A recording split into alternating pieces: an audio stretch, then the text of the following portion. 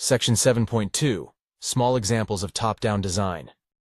We'll soon jump into a more authentic example of how top-down design works, but we'd first like to set the stage using a couple of our earlier examples. Let's think about the design of a function we previously wrote in Chapter 3, getStrongPassword. It repeatedly prompts the user for a password until they enter a strong password. Don't go back and look at that code. We want to start fresh here. Suppose that we want to use a top-down design to solve this task. If it were one small, well-defined task, we could implement it directly as a single function. However, for this task, we do see a subtask. Namely, what's a strong password? What are the rules around that? To us, this sounds like a subtask that we can try to carve out of this function to make it simpler. Indeed, in Chapter 3, when we wrote this function, we did call our earlier isStrongPassword function, which makes the true or false decision about what it means for a password to be strong. We can depict this top-down design as shown in Figure 7.1. For ease of displaying what will ultimately be large figures later in the chapter, we're going to consistently show the design from left to right rather than top to bottom. But the same fundamental principles still apply. Figure 7.1. Functions diagram for the getStrongPassword function. GetStrongPassword calls is strong password. This figure indicates that it's our goal to have getStrongPassword call is strong password to do some of its work. Now for our second example, recall from Chapter 3 that we also wrote a bestWord function that takes a list of words as its parameter and returns the one worth the most points.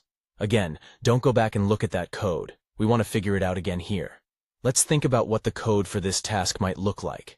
It will probably use a loop to consider each word, and in that loop, it will need to keep track of the best word we've seen so far.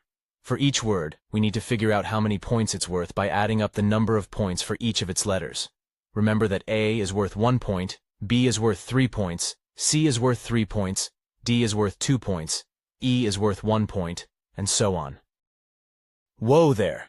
We're really going in depth on this how many points each letter is worth thing. This sounds like a subtask to us.